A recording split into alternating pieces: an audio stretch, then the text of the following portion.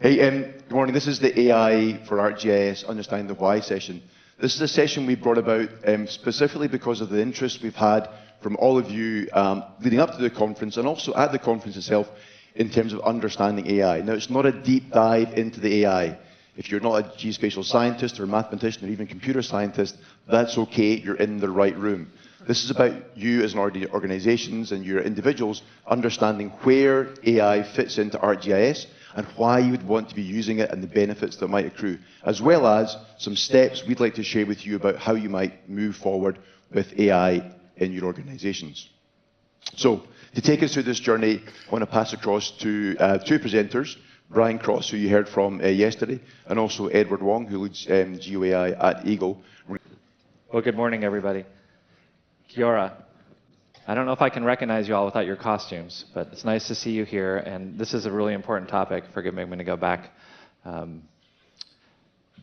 There's a lot of conversation about AI. We've covered it at a high level in a variety of places, but we really wanted to take a few minutes, as Scott said, and cover it at a pretty high level here about why people are getting into it, how to think about it, and maybe how to approach it.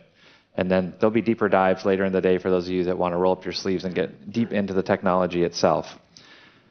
But I wanted to put it in context to start out with the overall journey of innovation that we've been on for some time at Esri. We've been around for 55 plus years at this point, and we've seen many technology revolutions occur. And we've been continuing to work hard to work with the changes in technology, to embrace them, to infuse ArcGIS with the latest capabilities. And if you look at this journey, you can say GPUs and AI are probably the latest to the party here on this journey, but it's a continual evolution to embrace these modern technology trends. And again, just bring them into ArcGIS. We're not changing the technology other than making it better thanks to these. So why are GIS and AI together so powerful? What's the importance of not just general AI, but geospatial AI? Well, first, we know that geospatial provides context, right? It provides the location context. So when we add that with intelligence, we can get insights in completely different ways. There's a lot of AI algorithms that are working in tabular space, but we all know here that doesn't tell the whole story. We also know that spatial analytics and real-time insights are something that we are also uniquely qualified as a community to address. We can see trends, patterns, we can predict things, we can even affect outcomes by using a map-centric, geospatial analytics-centric approach to AI. Of course, automation, efficiency, and accuracy are a key part of AI, bringing it into our workflows, making mapping, analysis, data management, and other activities faster, maybe higher quality, more automatable or automated, really in a workflow-centric way. And AI with GIS also increases our scalability and accessibility, making the software faster, making it able to reach more people, and creating experiences like a conversation with the map that, frankly, you can't do today. And it allows a regular person who doesn't have your background to just interact in different ways through natural language. So let's go a little deeper into three of these ideas: automation, analysis, and productivity. We're seeing already advances in automation and data creation, if you think about computer vision, for example. And through AI, we can provide deeper insights in analytics workflows, perhaps finding things that we couldn't find through traditional approaches and aiding the human eye in things that we wouldn't be able to see ourselves. And of course, productivity for everyone who works within the technology, just making it easier to work more quickly or to get help in maybe complex workflows or like writing expressions, like arcade expressions. So let's put this in more of a context. So there's sort of a lot of ideas on this slide, but I wanted to just acknowledge that if you move up this pyramid from the bottom up, moving from data, geospatial web services, analysis on top of that, that ultimately creates knowledge, which is shared understanding, how we began the conference a few days ago talking about. And shared understanding leads to action. Okay, so this isn't new. This is a nice way to think about our field and our industry. But we'll be seeing AI introduced across this entire decision value chain. And you might think that assistants may be more visible at the top level here, and agents may be working more at the data web services tier. You can think about agentic services, just like we think about map services today, that are being tasked, getting things done, and providing results that move up this value chain. So today, ArcGIS is becoming a geospatial AI platform. We're really working hard to integrate the power of GIS and AI together, and we're doing it with development in 4 areas that you can see here. The first is GeoAI, not new. How many of you have used GeoAI in one of your workflows in your organization? All right, good. I see some hands. Good. GeoAI is all about computer vision and the ability to find things, and whether it's imagery or maybe it's unstructured data. AI assistants are exactly what you would expect. It's similar to what other software is doing now, where you have a helper in the software. We've already done this in our tech support and our documentation. You may have experienced that. It was quite interesting when we released our AI-based tech support last summer. Sorry, I shouldn't say summer here. A little over a year ago. We saw 90% of our user community going through the AI version of our support as the first way to get help, and the actual call volume where an analyst needed to get on the phone went down significantly. So we can see that it's helping all of you. The last will be agents, and that may be, for many of you, the most abstract part of this. You could think of agents almost like geoprocessing models or something we know today. They're built to do very specific things. They can be called through standard agent-to-agent frameworks like A2A and MCP. And just like modern APIs and SDKs, or even web services today, you'll be able to ask agents to do very specific things. And that's really emerging. Think about the common things you call now like routing or analytics. There might be AI flavors of many of those in the near future. Underpinning those 3 big areas are AI frameworks. This is the back end that Esri's been developing. You don't have access to this yet, but this is where we're going, and this is how we're doing the 3 things on the top. So we're building just like we build the SDKs on which things like field maps and Survey 123 are built and that you have access to today.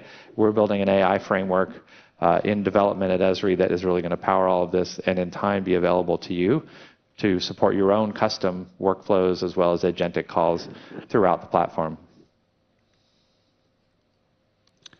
Now we're going to pivot and kind of dive into each of those topics a little bit more, and I'd like to invite my good friend Edward to the stage.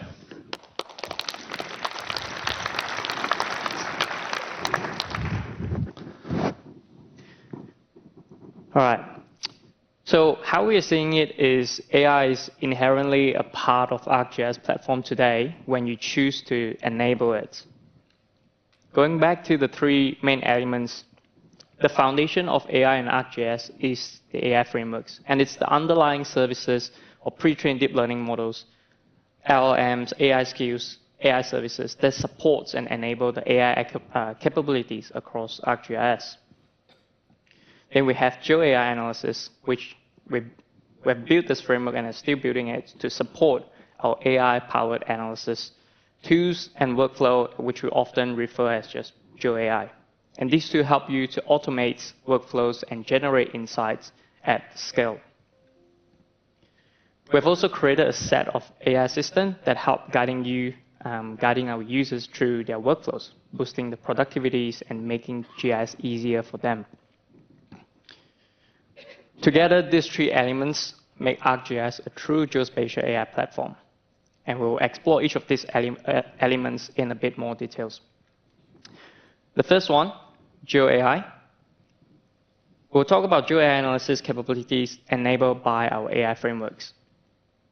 ArcGIS provides many AI-powered tools, pre-trained models, and as Brian mentions, machine learning algorithms for tabular data, unstructured data, and so on, for you to take advantage of doing predictions, forecastings, analysis, finding anomalies, etc. So these capabilities are designed to automate data creations, extractions, doing analysis, allowing you to uncover relevant insight faster and at greater scale. The first one, probably the most popular one, is creating features from imagery.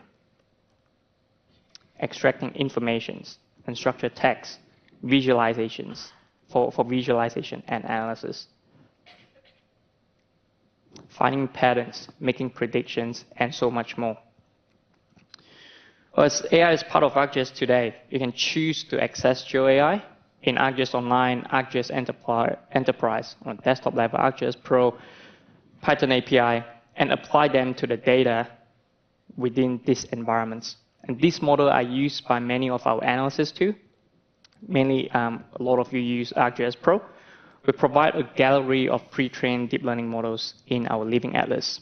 And of course, you can take advantage of ArcGIS notebooks, notebook server, to train and run your own models. Next, let's talk about AI Assistant, which will allow you to interact with ArcGIS using natural language. This assistant helps our users to understand what's possible with ArcGIS, performing your GIS tasks more easily, and learn the best practice for the workflow.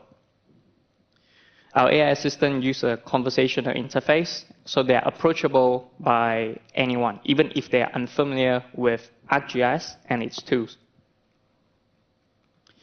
You can simply type a question, then receive relevant answers and recommendation to guide your intended workflow. And as you can see on my demos at Plenary, even with typo, it's fine too. Most of the time, AI will understand what you're trying to ask. You can even prompt the assistant to generate maps contained from your data. And we're building AI Assistant into many, many apps and software components that make up ArcGIS, and you can choose to enable this in ArcGIS Pro, in Survey 123, in Business Analyst right now, with more to come. Finally, let's return to the foundation, which is our AI framework. The ArcGIS AI framework is the technology's foundations within ArcGIS that enables and empowers both the GeoAI analysis part and the AI assistant part. Because it's an open platform, ArcGIS is able to integrate AI models and deep learning packages into tools, including LLMs, foundational models, new backbones for your analysis workflow. So this is the foundation for our GeoAI analysis capabilities. More recently, we expanded upon our platforms to include AI skills. Skill coupled with LLMs make it possible for AI Assistant to interpret human language prompts, understand our user intent, and translate that intent into recommended actions. And this framework is designed for both Esri, us, and developers, and it allows developers to create custom AI services. You'll see more of that coming, which allows you to create AI services, skills, and integration using the same platform that we use for the products. Developers can access our AI framework through the platforms, through APIs like the ArcGIS API for Python, the ArcGIS Pro SDK for extendabilities, and the ArcGIS Map SDKs for building AI-enabled client apps. So as we have mentioned a couple of times in the last couple of days, we have a well-architected frameworks to enable enterprise-ready and trustworthy AI in ArcGIS. And how we usually see it, how I like to see it, is this 3 tiers. The foundation of it is the data, whether it's the pre-trained deep learning models coming from Living Atlas or any geospatial data source. And of course, there will be AI-specific source where it could be your prompt repos, fine-tuned AI models. And then we're moving up, which is the AI skill, the services, doing semantic search, summarizing your data, helping you to find your layers or triggering the right tools for you. And on top of that, on the clients, is allowing you to use off-the-shelf products or build custom apps that help you to do your works with AI powering its. But now it's also really important to understand how we're approaching this at Esri. As Esri continue to innovate with AI, we remain committed to approaching AI responsibilities and transparently, so you can trust our platform and its AI capabilities.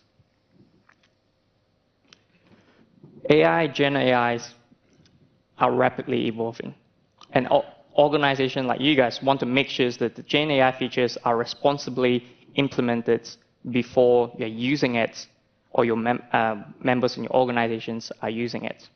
And to help you guys to understand Esri guiding principles for AI features across ArcGIS, we've made available the Advancing Trusted AI in ArcGIS documents, available in trust.arcgis.com, which I can help you to press on my screen, but I will recommend you to go home and try, go to this domains, go to this website and look for the information. This is a must-read document for any organizations that are evaluating the use of AI within ArcGIS. You can share it with your IT team, your business team, your InfoSec team, so that they can also understand and see our vision. Transparency is really important, especially in this topic in AI, because transparency can help us to build trust. It make AI suggestion visible, auditable, and easier for us to trust it and make decisions from it. So what we are introducing there is model cards. This is a pretty common approach in the data science space, where you have you train the deep learning models, all sort of models. You have a model cards, which is like a metadata for AI. So it gives you the informations. For example, there are a lot there. Feature deployment. What's the features that come with the assistant?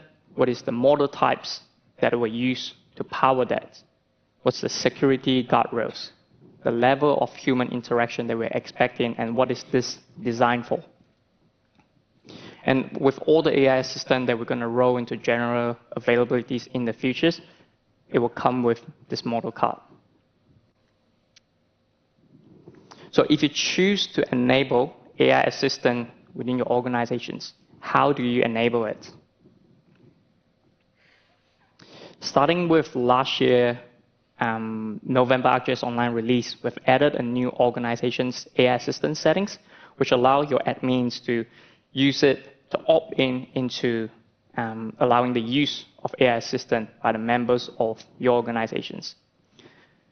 Well, since all of our assistants are in the betas at the moment, public preview, ArcGIS users will not be exposed to AI assistant unless you guys are using beta features.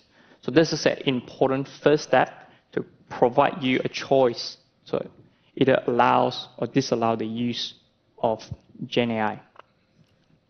And if you this is for AI assistant. For Geo AIs, it will be available within all the job processing tools, different products. If you choose to run the tools, then you will be able to perform Geo AI workflows. One thing that we wanted to spend a bit of time to talk about today is AI maturity. Everyone is on a journey.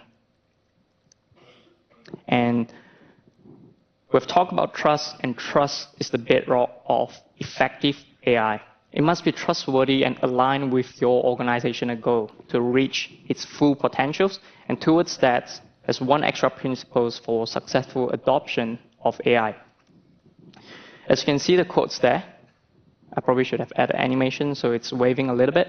Adopting AI is as much as an organizational journey as a technological project. It's a journey. Adoption is a journey, a transformational journey. So what we would like to do is for you guys to scan this QR codes. We have a little survey in there that we want to learn more from you guys. It's mainly the survey. It's allowing you to tell us what stage of AI you guys are in, your organizations, personally, how are you using it, and also how do you feel about AI. We'll come back to look at the results together, and I believe you guys will be able to see the result after you put in an answers. And with this, I'll pass back to Brian give it some final notes. Thank you. We'll show the results in just a second, but while we're tabulating that and getting it ready, I just wanted to talk a little bit to close here about outcomes, benefits, and actually approaches to getting started. So in some ways I covered some of this at the beginning, but I think it's nice to tie it together and think about the ways that it could affect your organization positively, whether it's extracting deep insights from complex or big data in new ways, helping you make better predictions, plan for the future, or automating routine tasks, just making things that people do every day easier to do faster, reducing error in those workflows that we can automate, assisting workflows and helping them not all be manual, jump right through things that agents or tasks or assistants can do for you, and also develop skills. In fact, I think this is probably how AI is being used most today. If you think about human skills, we could also talk about developing agentic skills, but I'm talking about all of you. That's the journey I'm on personally. I'm starting to use ChatGPT instead of Google search on my phone when I'm looking something up that's not a simple question. And I'm starting to use it to teach me about AI itself. So I think that's one of the easiest ways to get your head into the AI game is just use AI to teach you about AI, and then you start to become more familiar with the concepts in general. But let's think a little bit about what are some practical steps that you can take as you go through this journey. So first, think about opportunities that actually have outcomes that matter to you. So just like anything else we do with GIS and we've learned over the years, start with the end in mind and think about the problem that you're trying to solve. Find something in your organization that is low-hanging fruit. It's a good place to start. Build confidence and literacy and understanding about AI. Demystify it through education and experience. Just like I explained how I'm using ChatGPT to change the way that I work, it helps demystify it for me, helps me make it more approachable. And Eagle's certainly here to help with all of these, but even in the places like literacy. And then get a conversation going across your teams. Have people share what they're doing, best practices. AI, in my opinion, is not a top-down thing. An executive is not going to tell the organization, this is exactly what we're going to do with AI. It's going to come from the smart people in the organization who understand the art of the possible and the problems in front of them that they could start to use AI with every day. And then jump into a pilot project based on one of those outcomes. Just get your hands dirty, start using it, and then review. Did it actually work? Did it support the outcomes that you highlighted when you started? What did you learn? How might you change it? It's not all going to work perfectly right away. You might actually abandon some ideas and say, that was a useful experiment, but we're going to stop right there, and maybe we'll try that in 6 months, or the way AI is moving in 2 weeks. It's changing very quickly right now. But you have to step back and evaluate and say, let's try it here, let's try there, let's try there, and then engage your entire organization. Say, in this department, we tried it here to automate a workflow. In this department, we had changed the way that we do survey forms to do automatic detection of the images, etc. Learn, share, rinse, and repeat. And when we do that, we think that we'll just make AI a part of the way that we work every day. It's just going to be part of what we do. It's going to be normal. So I think, Edward, we're going to have a chance to talk about the results. Yeah. I'll get out of your way so you can look at that. Okay. So that's a lot of votes. That's nearly 160 votes, which is really good. Which also means that the result, the distribution that we are seeing here, there's enough data to tell us what's the patterns there. So a high percentage of it, or dominance options, is awareness, which is a stage where a lot of conversations about AI are happening, but there's no pilot projects or experiments are taking place. So hopefully the steps that Brian's mentioned before can help you to start that. Choose one that are most relevant to your business and start doing that. Active. That's the second highest ranking options. AI is appearing in proof of concepts and possibly a pilot projects. And there's meetings about AI focus and knowledge sharing. That's also another part that Brian mentions. Talk to your team. talk to your business unit, your IT team, get everyone on board, and share with them how you think you can use it. All right, let's look at the second. Often when we talk about AI, I've been through I've went to attend the AI summits in New Zealand for the last 4 years, and the feeling and emotion, it's always an important part of it. It would be interesting to see what this would have been 6 months ago. I bet hesitating words would be more common than excited at that point. Scared, nervous, unsure.